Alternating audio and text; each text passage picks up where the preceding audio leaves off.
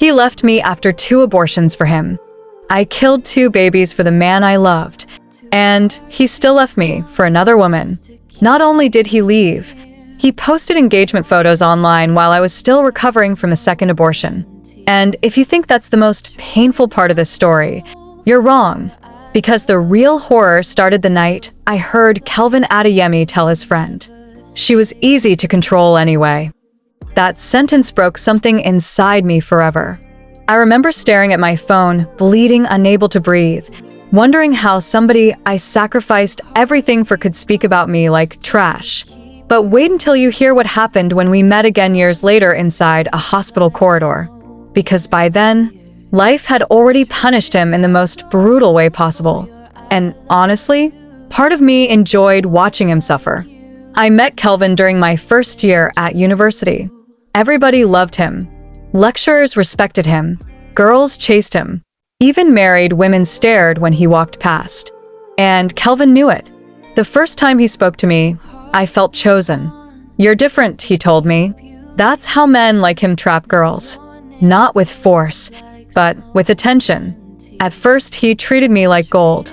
Daily calls, long walks, late-night prayers together. He would hold my hands and say, "You're my future wife." I believed every word. And that was my first mistake. Because what Kelvin wanted from me was never love. It was control. But I didn't realize that until the first pregnancy. The test kit fell from my hand when I saw the 2 red lines. Pregnant. My entire body went cold. I was scared, but strangely happy too. A child. Our child. That night, I practiced how to tell him. I imagined him smiling, holding me, telling me everything would be okay. Instead, Kelvin went silent for almost 1 full minute. Then he said something I'll never forget. Aborted.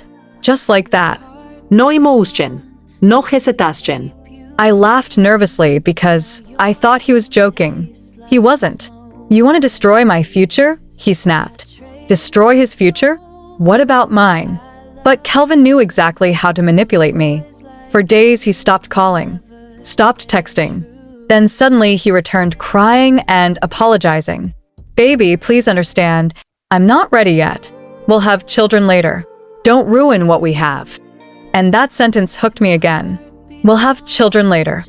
I didn't know those words would haunt me for years. The clinic smelled like bleach and death.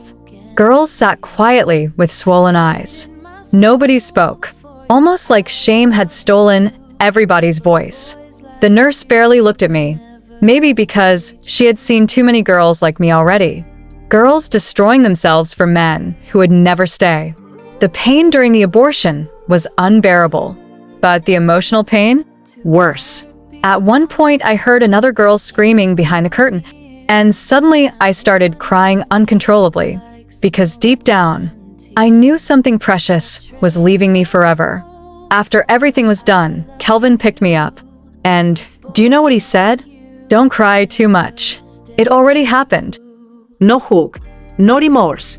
That should have been my sign to leave. But I didn't. And what happened next was even worse. After the abortion, Kelvin changed completely. He became colder. He stopped posting me online, started hiding his phone, started comparing me to other women. "You're too emotional. You complain too much. You're becoming stressful." Meanwhile, I was secretly drowning in guilt every single day. Some nights I would place my hand on my stomach and cry, wondering whether my baby would have had my eyes. But then, 6 months later, I got pregnant again. And this time, Kelvin became a monster. "You did this on purpose." That was the first thing he shouted. I stared at him in shock. On purpose? Meanwhile, this same man refused protection half the time. But suddenly the pregnancy became my fault. He blocked my number for 2 days. 2 whole days. I cried nonstop. Couldn't eat. Couldn't sleep. Then on the 3rd day, he sent me money with 1 text message. "Handle it fast." No, how are you? No concern. Nothing. That was the moment I realized the man I loved didn't love me at all. But trauma is dangerous. Sometimes people stay where they are dying emotionally because they still hope things will change. And I stayed. The second abortion almost killed me. This time, I went alone. No boyfriend. No support. Just me, bleeding silently on a hospital bed while other women stared with pity. The doctor looked worried afterward. "You need to be careful," she warned softly. But her next sentence terrified me. "Too many procedures like this can damage your womb permanently." I froze, because suddenly, the future Kelvin promised me no longer looked guaranteed. And trust me, that fear became important later. Very important. 3 weeks later, I was lying in bed scrolling through Facebook when I saw it. At first, I thought it was fake. Then I zoomed in, and my world shattered. Kelvin, on one knee, proposing to another woman. The caption read, "My answered prayer." My hands started shaking violently. I couldn't breathe. While I was secretly destroying my body for him, he was publicly building a future with somebody else. I called him immediately, 3 times. No answer. Then finally, he picked. "What?" he said coldly. Coldly, like I was disturbing him. I started crying instantly. "What about me?" I whispered. Silence. Then he sighed. And what he said next destroyed me completely. "You knew this relationship wasn't serious." I felt something crack inside my chest. Not serious? After 2 abortions? After all the sacrifices? After all the promises? Not serious? That night, I nearly ended my own life. Depression consumed me afterward. I stopped attending classes, stopped eating properly, stopped talking to people. Everywhere I looked, I saw mothers carrying babies, and each sight felt like punishment. The worst moments happened at night. Sometimes I heard phantom baby cries in my dreams. Sometimes I woke up sweating, holding my stomach, empty. I hated Kelvin, but eventually, I started hating myself more, because I had ignored every warning sign. And honestly, that self-hatred nearly destroyed me. Until one night, my mother walked into my room unexpectedly. She found me crying on the floor. She didn't ask questions. She simply sat beside me and held me tightly. And for the first time in months, I broke down completely. That hug saved my life. Years passed. Slowly, I healed. Not fully, but enough to breathe again. Enough to smile again. Enough to forgive myself. Then one afternoon, life did something unexpected. I saw Kelvin again, inside a hospital corridor. And, trust me, karma had already reached him. He looked terrible. Thin, exhausted, broken. The confidence he once carried was gone. When he saw me, his eyes filled with shame instantly. "Please," he whispered, "can we talk?" Part of me wanted to walk away, but another part wanted answers. So I stayed. And what he confessed next shocked me. His marriage had failed. The woman left after discovering multiple cheating scandals. His business collapsed. Most of his friends abandoned him. But then he said something that silenced me completely. "I can't have children anymore." I blinked slowly. "What?" "The doctors said I'm infertile." Silence. Heavy silence. And suddenly, all the anger I carried for years disappeared. Not because he deserved forgiveness, but because pain had already punished him enough. Kelvin started crying. Actual tears. "I'm sorry," he whispered repeatedly.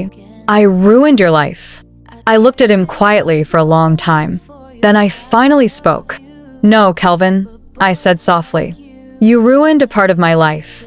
Because despite everything, I survived. I rebuilt myself. I healed.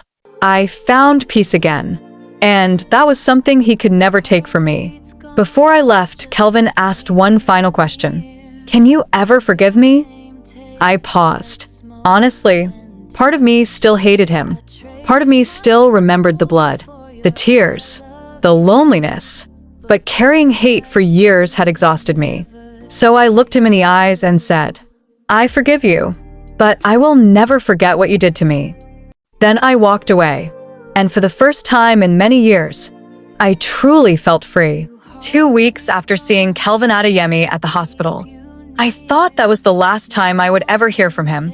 I was wrong, because at exactly 2:17 a.m. on a rainy Thursday night, My phone rang. unknown number. I almost ignored it, but something in my chest told me to answer. Hello. Heavy breathing. Then I heard Kelvin's voice. Weak. Broken. Terrified. Please help me. My heart started pounding immediately, because this was the same man who once watched me suffer without caring. And yet, hearing fear in his voice unsettled me deeply. What happened? I asked carefully. Silence. Then he whispered something that sent chills through my entire body. She left with my son. I froze. My son? I thought he said he was infertile. But what Kelvin explained next changed everything I thought I knew. Apparently, years before his marriage collapsed, another woman had secretly gotten pregnant for him. She disappeared after he denied responsibility. But recently, DNA tests confirmed the little boy was his. And now the child's mother had vanished again. Nobody knew where she went. Nobody knew where the child was. I think she wants revenge, Kelvin said shakily.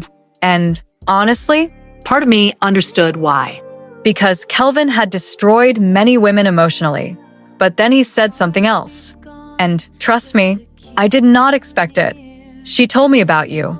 A cold wave passed through my body. What do you mean? She said, I deserve to suffer the same way you suffered. For a moment, neither of us spoke. Rain hammered my window violently. And suddenly I remembered every painful thing I buried for years. The clinic, the blood, the loneliness. But the next thing Kelvin said caught me completely off guard. She said your name while taking the boy. My stomach tightened instantly, because suddenly, this no longer sounded like ordinary revenge. The next morning, Kelvin came to my apartment, and when I opened the door, I barely recognized him.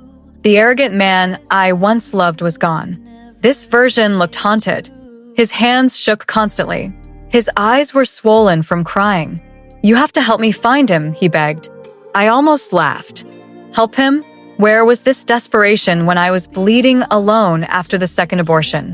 Where was this concern when I nearly destroyed myself emotionally? But then Kelvin pulled out a small photograph. And the moment I saw the little boy, my anger cracked slightly. He couldn't have been older than 5. Big eyes, tiny smile, innocent. Children always pay for adult sins. And somehow, that hurt me deeply. But then I noticed something strange in the picture. The child was wearing a bracelet, a very familiar bracelet. My heartbeat slowed instantly, because years ago, I bought that exact bracelet for Kelvin, the same one he claimed he lost. And suddenly, something didn't add up. That night, I couldn't sleep. Questions kept racing through my mind. Why would the woman mention MY name specifically? How did she know about me? And why did the child have Kelvin's bracelet? Then suddenly, I remembered something terrifying. Years ago, after my second abortion, Kelvin once left his phone unlocked beside me. I accidentally saw messages from multiple women. Pregnant women, crying women, begging women. At the time, I was too emotionally broken to process it fully. But now, Everything became clearer.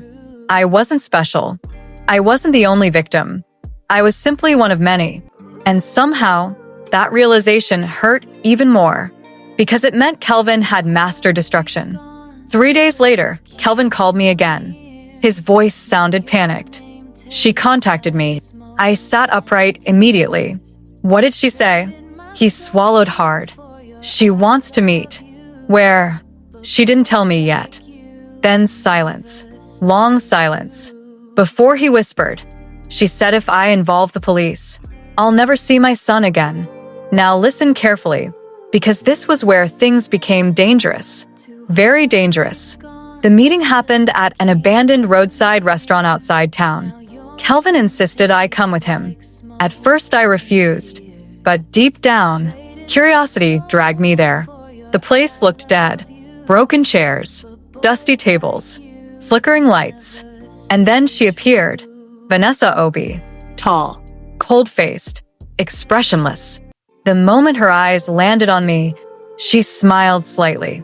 And that smile terrified me more than anger would have. "You finally brought her," she told Kelvin softly. Kelvin looked confused. "What do you want from us?" Vanessa ignored him completely. Instead, she looked directly at me and said, "You deserved better than him." Those words hit me unexpectedly hard, because for years, nobody had ever acknowledged my pain. Then Vanessa reached into her bag slowly. Kelvin panicked immediately. "What are you doing?" But instead of a weapon, she pulled out a thick envelope. And what was inside that envelope changed everything forever. Photos. Dozens of them. Different women. Different pregnancies. Different hospital receipts. Different abortion records. My hands started trembling violently because suddenly I realized the horrifying truth. Kelvin had done the same thing to many women, over and over again, and Vanessa had spent years collecting evidence. "You thought you were the only one?" she asked me quietly. Tears filled my eyes instantly, because part of me actually did. Kelvin collapsed into a chair, completely speechless. Vanessa stared at him with pure disgust. "You destroy women," she said coldly, "and then you move on like nothing happened." For once in his life, Kelvin had no lies left. No manipulation. No charm. Nothing. Then Vanessa delivered the final blow. "The child is safe," she said calmly, "but you'll never raise him." Kelvin burst into tears immediately. Actual tears. "I'm begging you," but Vanessa shook her head slowly. "No," she whispered. "You begged none of us." Silence swallowed the room. And honestly, at that moment, I finally understood something important. Forgiveness does not erase consequences. People can heal and still leave your life forever. Some damage cannot be undone. Some wounds leave permanent scars. And some people only realize what they destroyed after everything is gone. As I stood to leave, Kelvin grabbed my wrist gently. His eyes were desperate, broken. "Please don't leave me too." I looked at him for a long moment, then slowly removed his hand. Years ago, I would have stayed. Years ago, I would have sacrificed myself again, trying to save him. But not anymore, because finally, I had learned the hardest lesson of my life. Love should never cost your soul. Then I walked away into the rain, and this time, I never looked back.